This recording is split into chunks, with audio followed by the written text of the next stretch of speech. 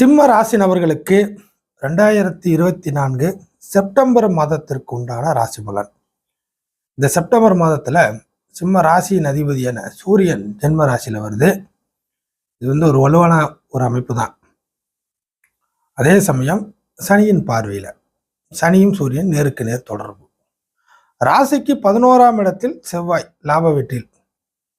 அதற்கு அடுத்த நிலைமையாக தனஸ்தானத்தில் நீச சுக்கிரன். அடுத்தது இந்த மாதத்தோட இருக்கிற கொஞ்ச நாள்ல பார்த்தீங்கன்னா புதனுடைய உச்ச நிலைமையும் கிடைக்கிது ஒரு மாதத்தின் பிகினிங்லேயே அப்படிங்கிறத எடுத்துக்கலாம். ஆக இந்த சிம்மத்துல சூரியன் வருவது ராசிநாதன் கிட்டத்தட்ட ஓரளவுக்கு வலுவான ஒரு அமைப்பு. அதுக்கு அடுத்தடுத்ததெல்லாம் பார்த்தீங்கன்னாக்கா நீச நிலையை நோக்கி போயிட்டு இருக்கும். அந்த அளவுக்கு ஒன்றும் பலம்னு சொல்ல முடியாது அப்படிங்கிறது ஜோதிடத்துல தெரிஞ்ச விஷயம்தான். இப்போ சிம்மத்துல சூரியன் இருப்பதனால் சிம்ம ராசி நபர்களுடைய சூழ்நிலைகள் இப்படி இருக்கும். இன்னும் சொல்ல போனா மாதத்தின் மையப்பகுதியில தனிச்ச அமைப்பிலே இருக்கும். ஆனால் சனியின் பார்வையில் இருக்கும். அப்போ சூரியன் வருகையினால சிம்ம ராசி நபர்கள் நீங்கள் துவண்டு கிடந்த விஷயத்துல, ஒரு பலகீனமான இருந்த விஷயத்துல, 4 பேருக்கு பஞ்சாயத்துகளுக்கு பதில் சொல்லிட்டு இருந்த விஷயத்துல, மன வருத்தம், தூக்கம் இல்லாதது, நிறைய சங்கடங்கள், இல்லை இருக்கிறத காப்பாற்றிக்கிறது, இல்லை அடுத்தது பிளான் போட்டு ஜெயிக்கிறதுக்கான வழிகள், மேலே வர்றது, இருக்கிறத உற்பத்தி செய்வது, இந்த மாதிரியான பலதரப்பட்ட சங்கடங்கள். அதே சமயம் இருக்கிறத எதையுமே சரிவர செய்ய முடியலைங்கிற ஒரு வருத்தம் அப்படிங்கிறதெல்லாம் இருக்கு. இந்த மாதிரி விஷயங்கள்ல தோண்டு கடந்த நீங்கள் சிம்மராசி நபர்கள் சூரியனுடைய தொடர்பு, அதாவது வருகையின் மூலியமாக ராசிநாதன், சூரியன் ஒரு நெருப்பு கிரகம், அதே சமயம் ராசிநாதன் ஒரு பெரிய கிரகம் கூட, எல்லா சிறப்புகளையும் கொண்டது சூரியன். அந்த வகையில் ராசிநாதனாக பெற்ற நீங்கள் இந்த மாதத்தில் ஜென்ம ராசியில் வர்றது ஒரு நல்ல விஷயம்தான். ஸோ தோண்டு கிடந்த விஷயத்தில் மேலே எந்திரிச்சு வரலாம், ஒரு உத்வேகம் கிடைக்கும். ஸோ உத்வேகம்னா கிடைக்கிற என்ன, ராசிநாதன் ஜென்ம ராசியில் வந்தோன்னா எல்லாம் அப்படியே உங்களுக்கு எதிர்பார்க்கப்படலாம் படப்படலாம் நடந்து தானாகவே முடிஞ்சிருமா அப்படின்னா கேட்டால் கிடையாது. அதற்கான சில வழிமுறைகள் என்ன கிடைச்சா, என்ன உங்கள்கிட்ட வந்து சேர்ந்தா, இல்லை என்ன வழிமுறைகள் கிடைச்சா நீங்கள் அடுத்தது போகலாம் அப்படின்னு ஐடியா பண்ணி வச்சுருந்தீங்கன்னா அது கிடைக்கும். ஒரு உதாரணத்துக்கு சின்ன விஷயமா சொல்லணும்னா, ஒரு இடத்துல கையெழுத்து வாங்கினா உங்களுக்கு சில பேப்பர்கள் மூவ்மெண்ட் ஆகணும், சில காரியங்கள் ஆகணும் அப்படின்னா, ஒரு இடத்துல கையெழுத்து வாங்கினா அந்த கையெழுத்து இது வரைக்கும் போடலைன்னா கூட இந்த மாதத்தில் போட்டு அந்த விஷயத்த மூவ் பண்ணுவாங்க. அப்போ அது உங்களுக்கு ஒரு உத்வேகமாக மாறும். ஒரே ஒரு பிரச்சனை தான் இருக்குது, பாக்கி எல்லாம் சரியாயிடுச்சு.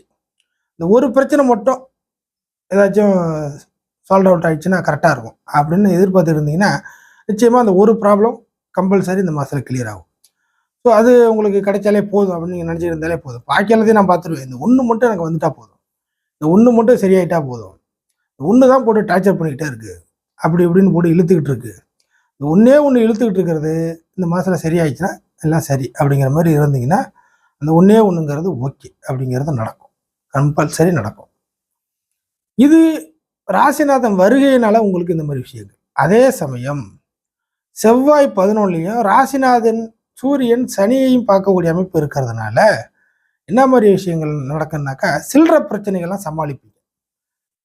புரியுதுங்களா? சில்லற பிரச்சனை, சில்வெட்டு பிரச்சனை, சின்ன புள்ளத்தனமான பிரச்சனை, சின்ன சின்ன டார்ச்சர் பிரச்சனைகள், இந்த மாதிரி சில்லற பிரச்சனைகள் எல்லாத்தையும் இந்த மாதத்தில் அடித்து உடச்சிருவீங்க அப்படிங்கிறத எடுத்துக்கலாம்.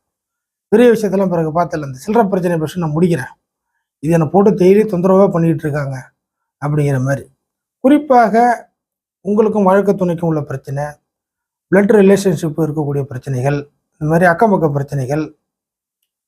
பொதுவாக சிம்மராசி ஆளுங்களுக்கு ஆப்போசிட் வேர்லாம் மேக்ஸிமம் மேட்ச் ஆகாது, ஒத்து வராது. அக்கம் பக்கத்தில் கூட ஏதாச்சும் அட்ஜஸ்டபிளில் போவாங்க, ஆப்போசிட் விஷயங்கள்லாம் ஒத்து வராது. ஸோ இந்த மாதிரி சில்லற பிரச்சனைகள்லாம் இந்த மாத அமைப்பில் சில விஷயங்களை காலி பண்ணுவீங்க. இதில் இதெல்லாம் சமாளிக்கிறது எப்படி இறங்குவீங்கன்னா, லோக்கலாக இறங்குவீங்க. புரியுதுங்களா? இது வரைக்கும் வீட்டில் இருந்து பதில் சொல்லுவீங்க, இப்போ ரோட்டில் பதில் சொல்லுவீங்க அப்படிங்கிற மாதிரி வச்சுக்கலாம்.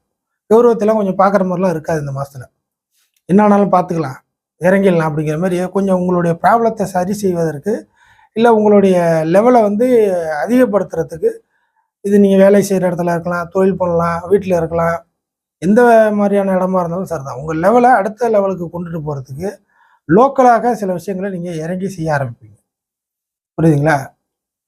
இது வரைக்கும் அது அப்படி இப்படி கொஞ்சம் அப்படிலாம் இருந்தால் கூட இந்த மாதத்தில் பொறுத்த வரைக்கும் சில விஷயங்கள் நேருக்கு நேராக வந்துடும். இது வரைக்கும் பின்னாடி புறமுதுகில் குத்துன நபர்களை வந்து நேருக்கு நேராக கண்டுபிடிச்சி சட்டையை பிடிச்சி கேள்வி கேட்கக்கூடிய அமைப்பு வரும். இதனால் உங்களுக்கும் சில கௌரவ பிரச்சனைகள், மான பிரச்சனைகள்லாம் வரும். அதெல்லாம் கவனிக்க மாட்டீங்க, கண்டுக்க மாட்டீங்க. அதெல்லாம் பார்த்தா வேலைக்கு ஆகாது, பண்ணி தான் ஆகணுங்கிற மாதிரி இறங்கிடுவீங்க. எந்த ஒரு விஷயமா இருந்தாலும் உங்களுக்கு சப்போர்ட் செய்வதற்கு சில நபர்களுடைய தொடர்புகளும் கிடைக்கும். புரியுதுங்களா? அண்ணன் தம்பி மாதிரி, அக்கா தங்கச்சி மாதிரி, இந்த மாதிரி சில தொடர்புகளும் உங்களுக்கு கிடைக்கும். ஸோ லோக்கலாக இறங்கி சில விஷயத்தை செய்வதற்கு தயாராகுவீர்கள் இந்த செப்டம்பர் மாதத்தில். இப்போ இது மட்டும் இல்லாமல் செவ்வாயோட தொடர்பு 11 இருக்கு. அப்படிங்கிறதுனால ஏதாச்சும் முக்கியமான விஷயத்தில் வெளில வர முடியல. ஏன் வெளில வர முடியல, அந்த விஷயத்தையே பேசுறீங்க அப்படின்னு கேட்டிங்கன்னா, சிம்மராசிக்கு கண்டகச்சனின்னு ஒரு விஷயம் போயிட்டு இருக்குது. அடுத்தது அஷ்டமச்சனின்னு ஒன்று அடுத்த வருஷம் வந்து ஆரம்பிச்சிடும். அப்படிங்கிறனால உங்களுடைய எதிர்பார்ப்புகள்லாம் நாளுக்கு நாளுக்கு கீழே வந்துக்கிட்டே இருக்கும். அதை பண்ணி செஞ்சிடலாம், இதை பண்ணி செஞ்சிடலாம், நம்ம டேஸ்ட்டுக்கு ஏற்ற மாதிரி செஞ்சிடலாம், அப்படிலாம் ஒரு ஐடியா வச்சுருந்தீங்கன்னா அந்த எதிர்பார்ப்புகள்லாம் இருக்காது. இப்போ நாளுக்கு நாளாக இருக்கிற சூழ்நிலைகள் கீழே தள்ளி விட்ட மாதிரியான சூழ்நிலையில் வந்துட்டு இருக்கோம். ஒரு கூண்டுக்குள்ளே ஒரு ஒரு ஒரு வட்டத்துக்குள்ளே நேரம் வந்திருப்பீங்க. ஒரு ஃப்ரீயாக செயல்படக்கூடிய நீங்கள் எப்போதுமே ஒரு வட்டத்துக்குள்ளே வேறு வழி இல்லை அப்படிங்கிற மாதிரி ஒரு வட்டத்துக்குள்ளே நேரம் வந்திருப்பீங்க. ஒரு சில நபர்களுக்கு அது சௌரியமாக இருக்கும், ஒரு சில நபர்களுக்கு பாதி சௌரியமாக இருக்கும். அப்படிங்கிற மாதிரி ஏதோ ஒன்று. குறிப்பாக வேலையில் இந்த மாதிரி சில சங்கடங்களை சந்திச்சுக்கிட்டு தான் இருக்கிறீங்க. குறிப்பாக வேலையில் உங்களுக்கு ஏற்ற மாதிரியான மூமெண்ட்லாம் இல்லை, சூழ்நிலையெல்லாம் இல்லை. அப்படி இருக்கிற பட்சத்தில் இந்த மாதத்தில் செவ்வாய் 11 இருக்கிறதுனால இந்த மாதிரியான ஏதாச்சும் சில எதிர்ப்புகள் இருக்குது. இன்னும் சொல்லப்போனால் எனக்கு சில வசதிகள் கிடைக்கல அப்படின்னு சொல்லுவோம் இல்லைங்களா? எனக்கு சில வசதிகள் சரியாக அமையல. ஸோ அந்த மாதிரி வசதிகள் அமையறதுக்கான ஒரு சூழ்நிலைகள் இந்த மாதத்தில் உண்டு. உங்களுடைய வாழ்க்கை முறையில் நீங்கள் இருக்கிற சூழ்நிலையில் சில வசதிகள் எனக்கு அமையல, இந்த வசதி இருந்தால் போதும், இந்த இது இருந்தால் சரியாக இருக்கும், இது மாதிரிலாம் முன்னாடி இருந்துச்சு, இப்போ இல்லை, இப்போ இது மட்டும் இருந்தால் போதும் அப்படிங்கிற மாதிரி சொல்லுவோம் இல்லைங்களா? கஷ்டத்துலேயும் ஒரு இஷ்டம், துன்பத்திலையும் சின்ன ஒரு இன்பம் அப்படிங்கிற மாதிரி சில வசதிகள் கிடைச்சா பரவாயில்ல அப்படின்னு புலம்பிக்கிட்டு யோசிச்சுட்டு இருந்த நீங்கள், இல்லை யார்ட்டையும் கேட்டுக்கிட்டு ரெக்கமெண்டேஷனில் இருந்தால் கூட எப்படியாக இருந்தாலும் சில வசதிகள் இந்த மாதம் உங்களுக்கு கிடைக்க வரும். செவ்வாய் 11 இருக்கிறதுனால அது உங்களுக்கு உடனடியாகவே கிடைக்கும். அதெல்லாம் ஒன்றும் பிரச்சனை இல்லை. அவரவர் ஜாதகத்தை ஏற்ப அந்த வசதிங்கிறது கூட குறைவு இருக்கும். சொல்லுவாங்க 100 தரேன்னு சொல்லுவாங்க. அது 100 கிடைச்ச வசதி. ஒரு எக்ஸாம்பிளாக சொல்லணும், 100 கிடைச்ச வசதினா ஒரு சில ஆளுங்களுக்கு ஜாதகம் இப்போ நல்லா தான் 90 கிடைக்கும், கொஞ்சம் ஒஸ்ட்டாக இருக்குன்னா 30 கிடைக்கும், 50 கிடைக்கும். இந்த மாதிரி இந்த வசதியிலே கொஞ்சம் குறைகள்லாம் இருக்கும்.